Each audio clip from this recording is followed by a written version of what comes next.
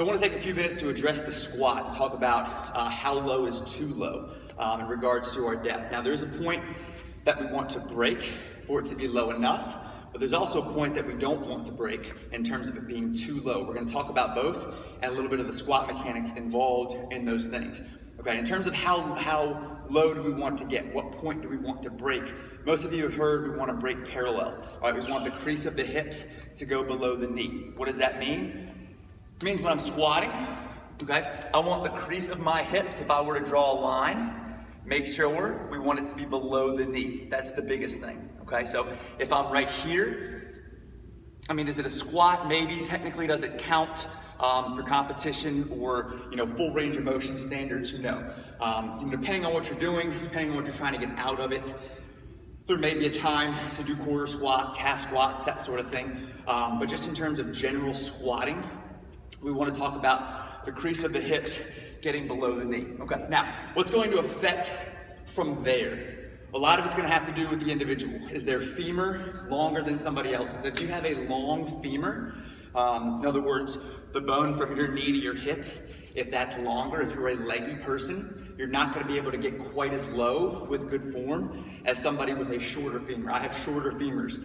It allows me to get a lot more depth than somebody with longer femurs, because the longer your femur is, as you shoot your hips back, a long femur is going to have trouble getting low. A short femur can drop right in. So be aware of your body mechanics, your anatomy.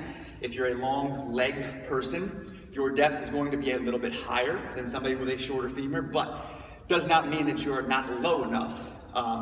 You're just a little bit higher than somebody that might have a shorter femur. So don't worry too much about that. In terms of your stance, the hips also going to depend on how the femur goes into the hips, but we're just talking about depth here today, so don't worry too much about that aspect.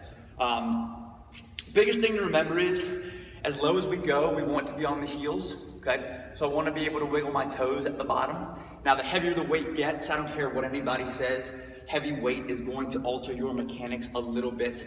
It's very, very hard if you're shooting for maximal loads to keep your weight back on your heels throughout the entirety of the descent, especially the ascent. I know that as it gets heavier, a lot of people are going to shift that weight forward a little bit onto the toes. It's just sort of the way it goes. But if we're talking about good squatting mechanics with lighter loads, especially body weight squats, that type of thing, which I do a lot of, we do want to stay on the heels, hips back, that sort of thing. Now, as I go down, okay, there's a point at which I lose tension in my legs, okay? See right here, my lower back starts to round, and I'm pretty much just sitting in this position. This would obviously be considered too low, okay? We don't want to go below the point at which, first of all, I can keep a good flat back right here. This is called a butt wink, when your butt rounds like that, okay? We want to make sure that the lower back is engaged and tight. We don't want to get so low that we start to lose tension in the back and we start to feel those hips round, okay? So we want to make sure that our depth is such that my back keeps that nice 45-degree angle all the way throughout, and I'm not rounding here. We don't want round, okay? Push the back through. Think about pushing the spine through the stomach on our squat, okay? And we don't want to lose tension in the glutes and hamstrings. There is a point at which, when you get into that butt wink, quote unquote, your legs will no longer feel the impact of that load or the impact of that squat. We want to make sure that through the entire lift, as low as we need to get, we still feel tension in the legs. Once you lose tension in the hamstrings, once you lose tension in the quad